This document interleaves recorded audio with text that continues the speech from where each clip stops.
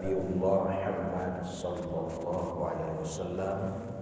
Allahumma salli wa sallim ala sayyidina Muhammad wa ala ali sayyidina wa maulana Muhammad. Allah Subhanahu wa taala berfirman dalam Al-Qur'an surah Al-Baqarah ayat 155. A'udzu billahi minasyaitonir rajim. Wa lanabluwannakum bisyai'in minal khaufi wal ju' wa naqsin minal amwal wal anfusi was samarat wa basyiris sabirin. Ini merupakan suatu maklumat Allah Subhanahu wa taala bahwa tidak ada satupun di antara kita manusia bahkan makhluk terkecuali Allah menguji kita. Jadi maklumat walanabluwannakum bisyai'im minal khauf, dan kami, kata Allah, karena ini firman Allah, pasti akan menguji kalian dengan sedikit ketakutan. Karena biasanya kalau kita takut itu baru kita mau sadar. Kalau kita tidak takut ya tidak sadar. Ya. Kalau orang tidak takut di penjara ya berbuat seenak-enaknya. Nah, ini contoh di dunia. Tapi kalau takut tentu dia akan berupaya berhindar.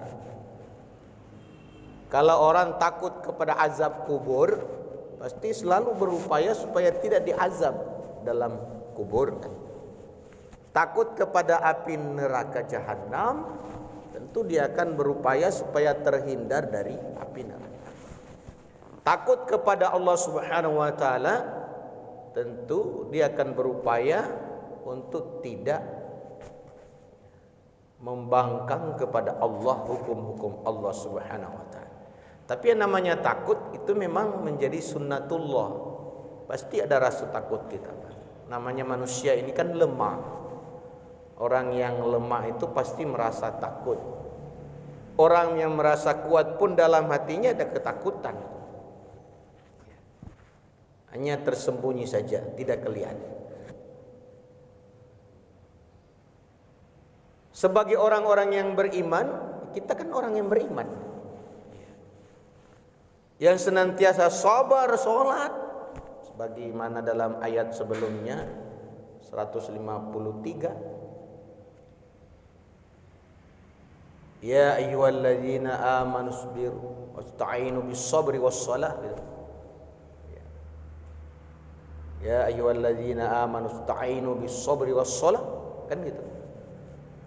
Wahai orang-orang yang beriman, Nah, orang-orang yang beriman tadi akan diuji ya. Kalau orang yang tidak beriman, saya kira tidak perlu diuji ya. Karena diuji tidak diuji sama saja. Karena ujian itu kan ada tujuan.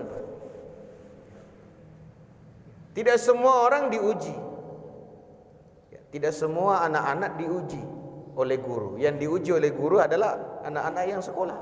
Yang tidak sekolah tidak diuji.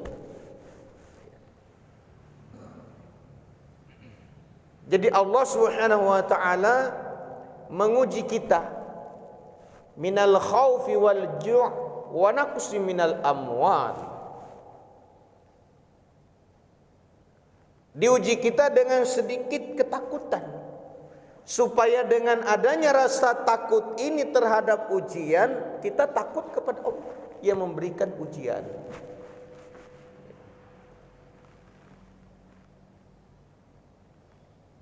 Allah menginginkan kepada kita, takut kita kepada Allah Subhanahu wa taala. Takut tidak mengerjakan perintahnya. Takut kita melaksanakan larangan. Jangan sampai kita sudah melakukan kesalahan, perbuatan-perbuatan maksiat tapi tidak ada rasa takut. Tapi yakin orang-orang yang beriman itu pasti takut, Pak. Orang yang tidak beriman tidak ada rasa takut kepada Allah. Takutnya adalah takut ditinggalkan dunia.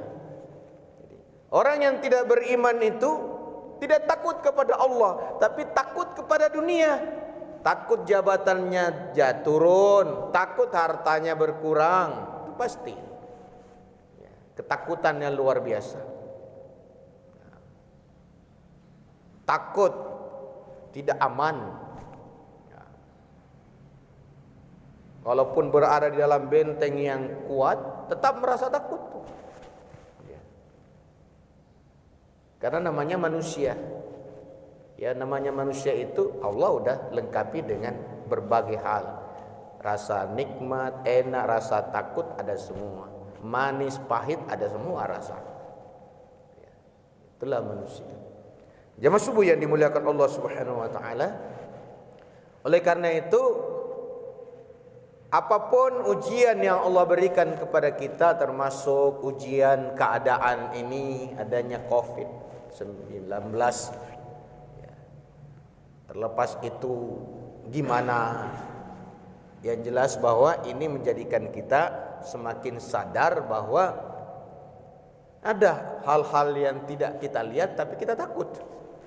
Ya, virus tidak ada yang melihat, virus tidak. Tidak ada yang bisa lihat. Menggunakan teknologi pun itu adalah sesuatu masih banyak pertentangan apa benar atau tidak kan. Ya. Dan ilmu pengetahuan itu hanya sifatnya pendekatan-pendekatan saja. Ya.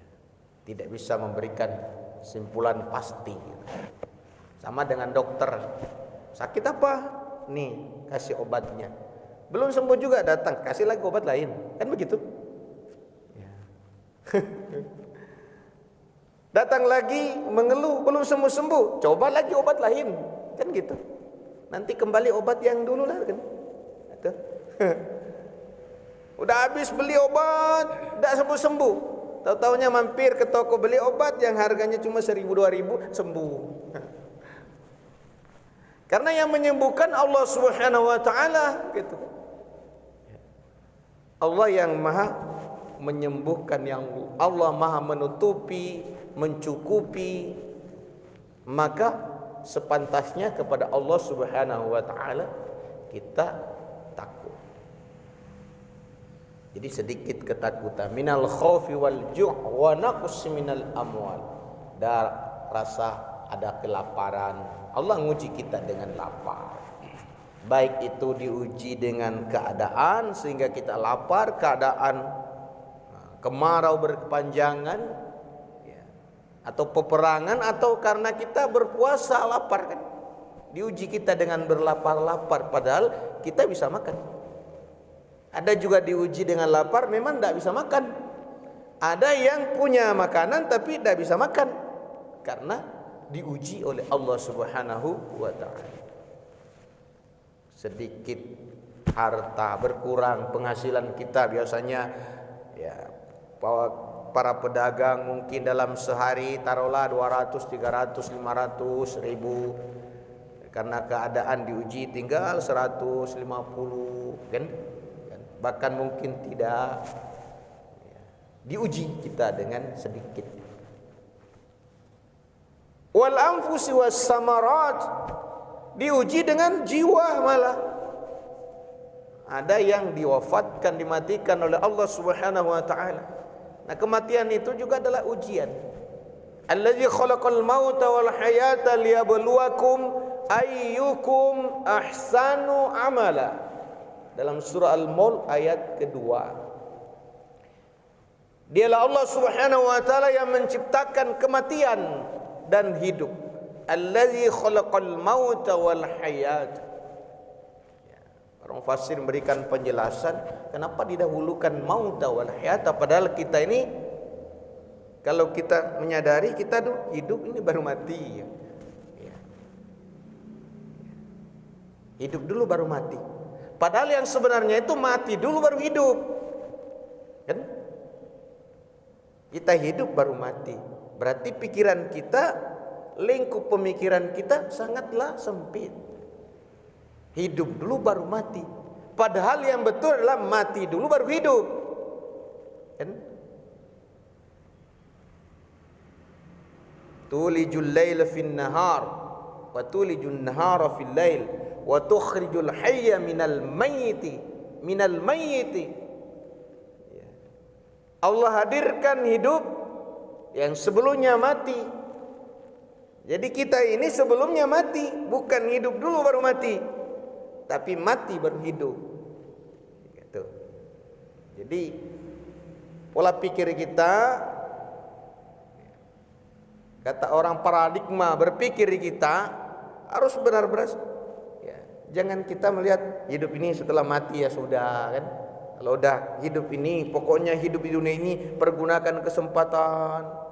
Karena setelah itu kita mati. Salah. Saat ini kita dalam keadaan dulunya mati, lalu dihidupkan sebentar, kemudian dimatikan, lalu dihidupkan selamanya.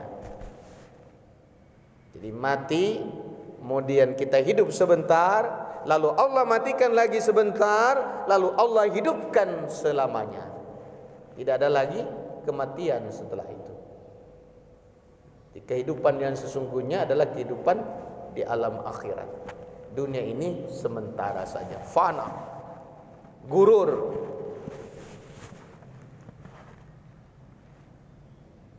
Wa basyiris sabirin, dan sampaikan berita gembira kepada orang-orang yang sabar. Berarti orang-orang yang sabar menghadapi ujian ini seharusnya bergembira. Bergembira. Seraya dia berkata, allazina idza asabat musibah qalu inna lillahi wa inna ilaihi rajiun. Sesungguhnya kita ini milik Allah dan kita akan kembali kepadanya. Kita dihidupkan ini lagi nanti. Tadi Pak Ketua nyampaikan tuh, alhamdulillahillazi ahyana ba'da ma amatana, ujungnya wa ilaihin nusyur. Tuh. Kita bersyukur kepada Allah Subhanahu wa taala yang menghidupkan kita kembali, mengembalikan ruh kita. Tadi tergenggam ruh kita itu, Pak. Jadi Allah menggenggam ruh orang yang mati dan orang tidur tuh. Orang yang mati ditahan. Orang yang masih hidup dibalikin. Ketika dia bangun udah dibalikin ruhnya.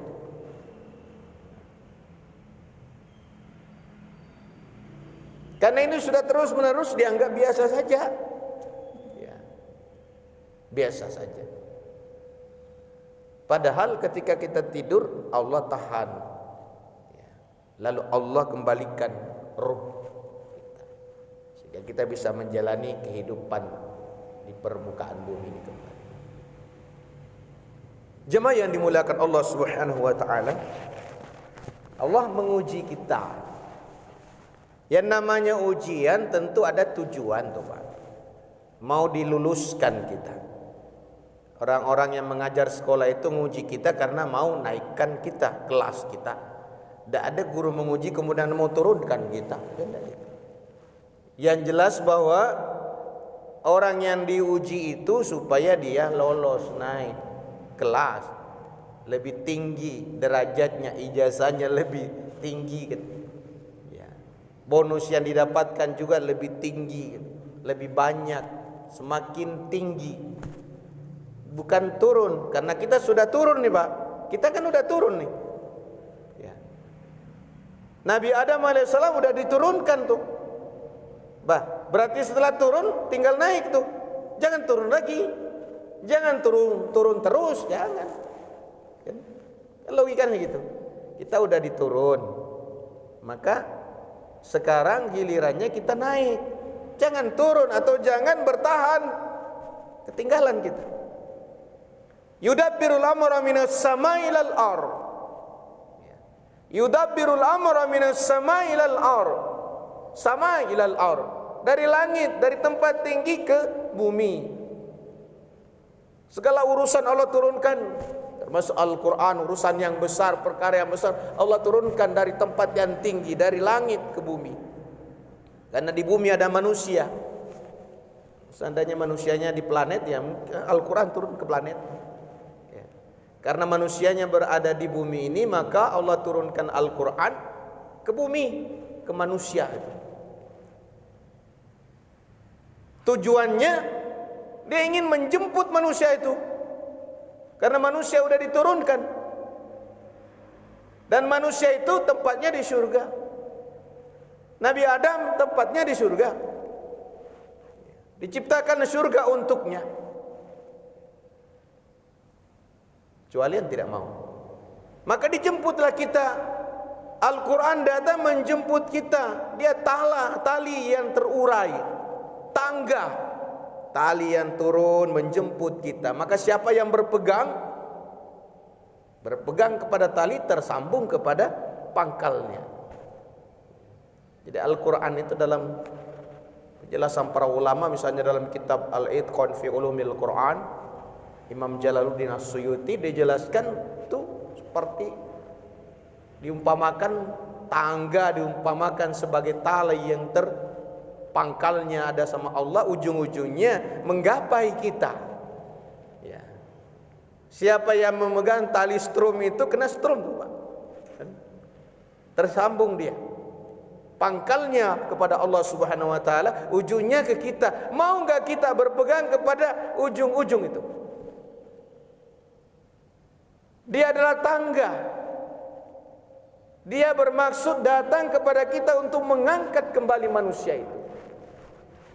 Ya, mengangkat manusia.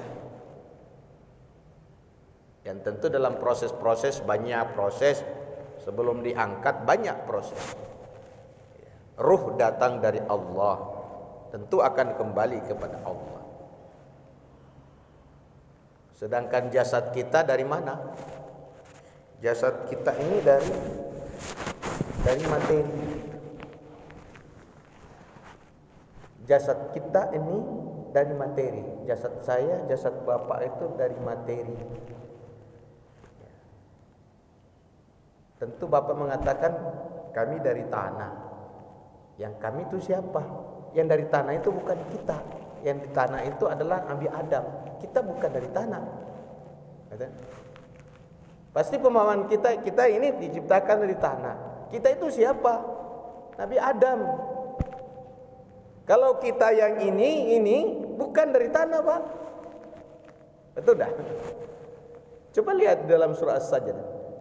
Alladzi ahsana kulla syai'in khalaqah wa bada khalqal insani min tin.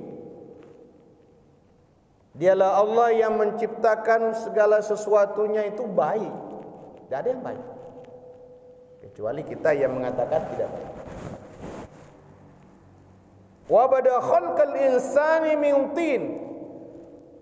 Dan Allah memulai penciptaan manusia, yakni Nabi Adam dari tin, dari tanah, dari lumpur, dari debu, ya sejenisnya lah. Bukan tin, kalau tin buah, tapi tin.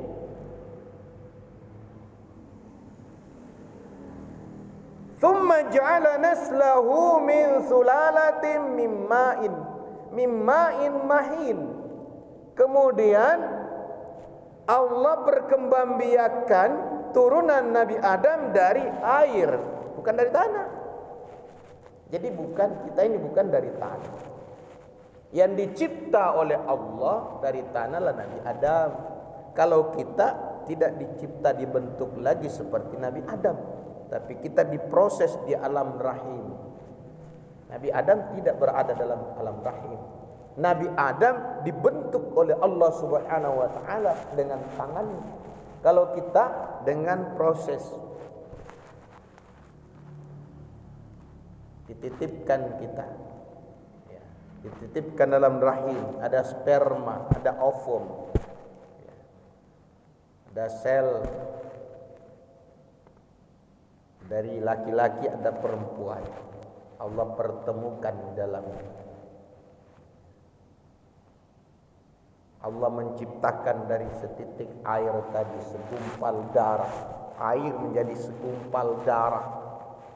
Segumpal darah menjadi segumpal daging. Kemudian dari daging itu Allah ciptakan tulang belulang, izoma. Kemudian tulang belulang itu dibungkus lagi dengan daging. Thumma sawwahu. Kemudian Allah sempurnakan. Allah sempurnakan penciptaan, maka berbentuklah kita. Dari setetes air menjadi segumpal darah. Segumpal darah menjadi segumpal daging. Dari daging itu Allah hadirkan tulang belulang di dalamnya. Awalnya lembut jadi keras. Setelah itu Allah bungkus lagi dengan daging. Allah membentuk, menyempurnakan. Wa nafakha fihi min ruhi. Setelah sempurna kejadian kita, Allah tiupkan roh ciptaannya. Seandainya tidak ditiupkan roh itu, kita tidak menjadi. Ya, sudah ada di dalam tanah, di kubur orang tua kita. Keluar tanpa roh, keguguran.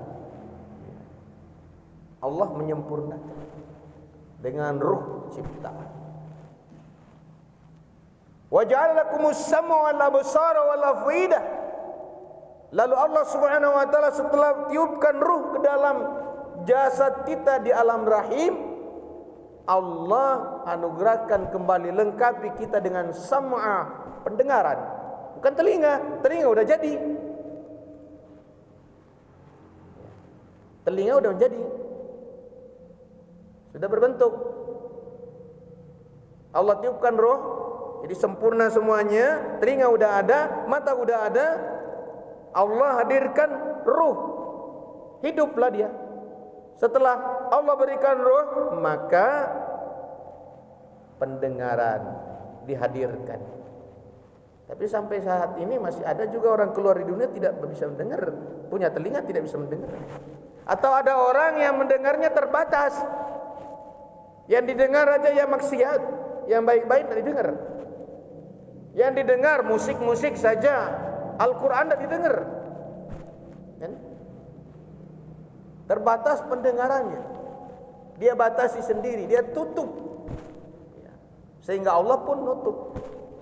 Dibiarin dia tertutup, terkunci rapat. Nauzubillah summa nauzubillah. Tapi kita insya Allah tidak termasuk di dalamnya. Panggil muazin datang ke masjid, belum dipanggil juga udah datang. Karena udah ada orang memang dipanggil baru datang, ada orang belum dipanggil udah datang tuh. Karena benar-benar udah berfungsi pendengaran. Jemaah yang dimuliakan Allah Subhanahu wa taala. Setelah Allah berikan, hidupkan kita, kemudian dilengkapi dengan pendengaran, sam'al absar, penglihatan, wal af'idah, akal dan hati Allah berikan kepada kita. Namun qalilam ma tashkurun, sedikit yang bersyukur.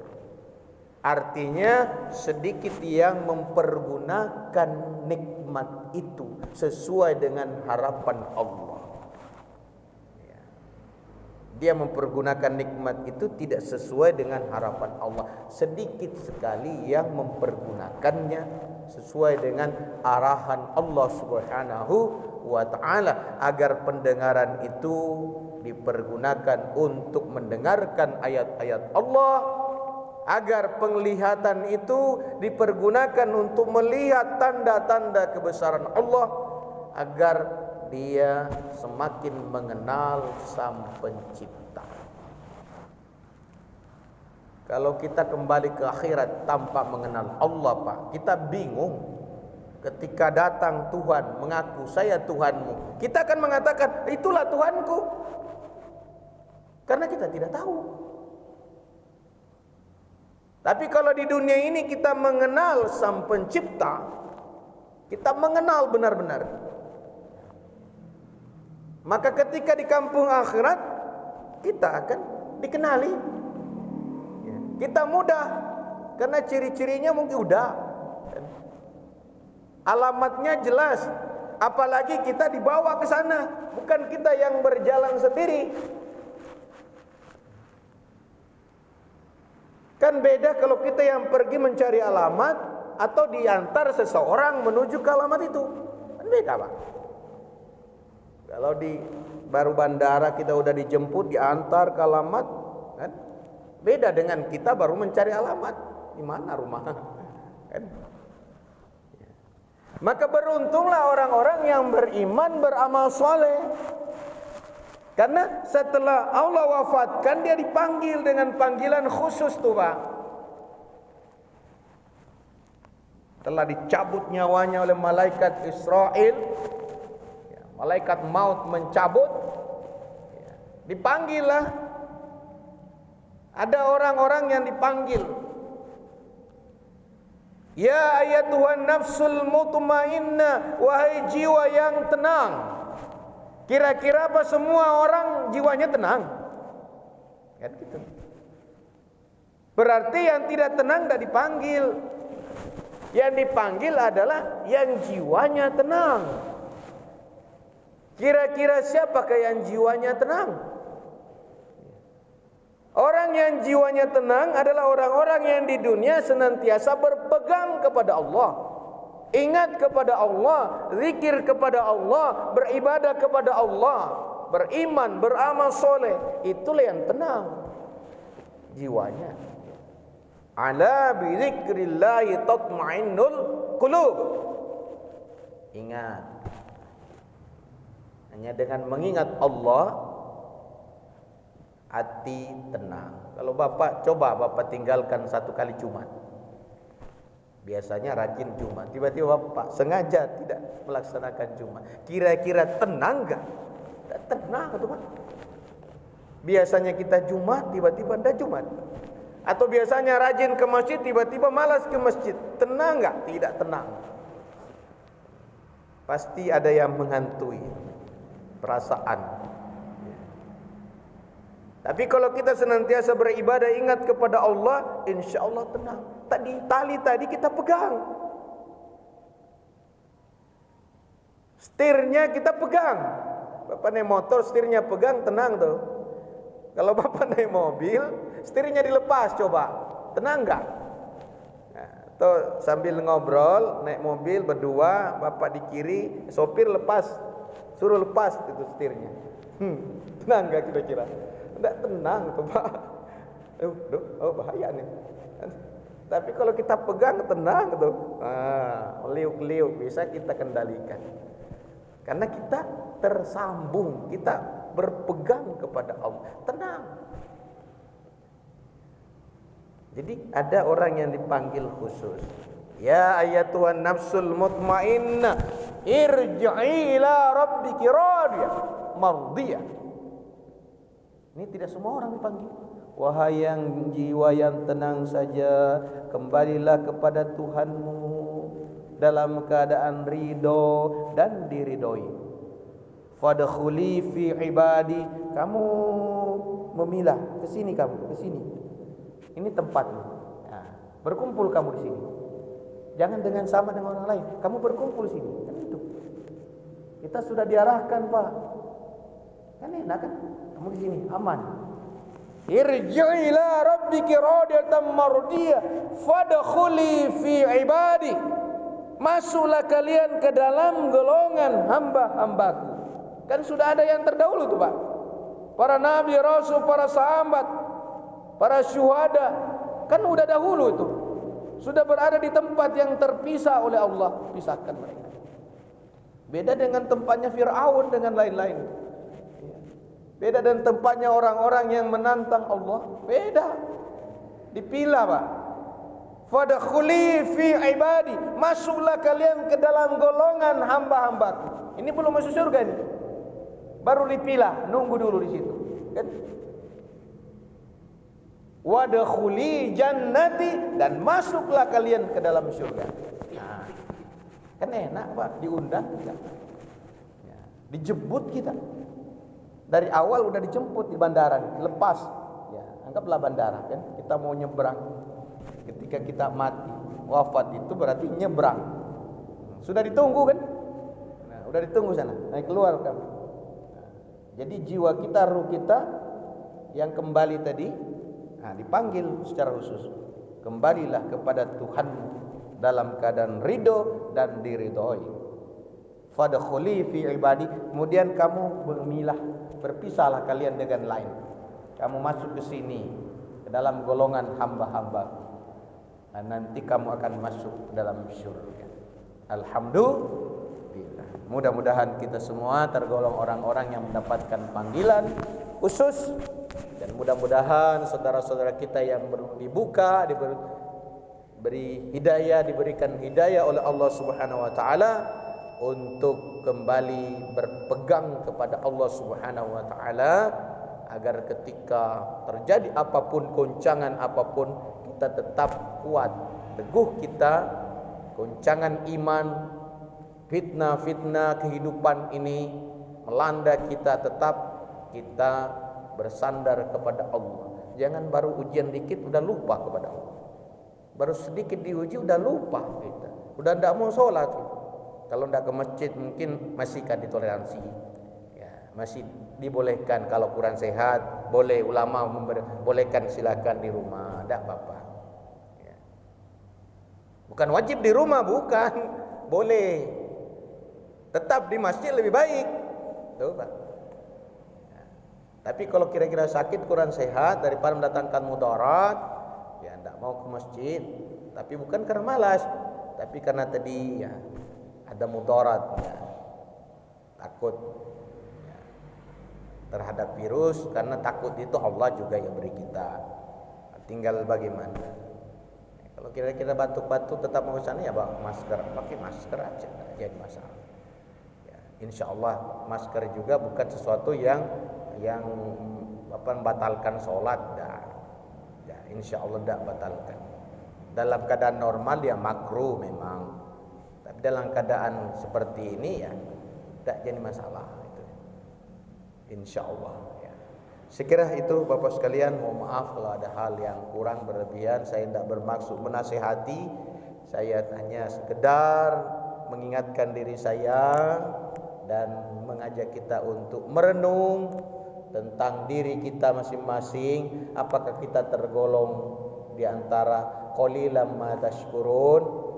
Apa kita tergolong sedikit yang bersyukur itu atau tidak? Insyaallah kita tergolong yang sedikit yang bersyukur itu. Artinya lebih banyak yang tidak bersyukur. Mudah-mudahan insyaallah ini menjadi asbab kita tetap disehatkan oleh Allah, sehingga kita tetap istiqomah beribadah kepada Allah Subhanahu wa ta'ala. Demikian, jazakallahu khairan katsira. Mudah-mudahan Allah berikan kebaikan yang banyak kepada kita, kesehatan, kebaikan yang melimpah, barokah dari Allah Subhanahu wa taala, sehingga kita tetap mampu menjalani kehidupan dunia ini sampai menuju kampung akhirat. Amin ya rabbal alamin. Subhanallah hamdi, subhanallah hamdika, asyhadu an la ilaha illa anta astaghfiruka wa atubu ilaik. Wassalamualaikum warahmatullahi wabarakatuh.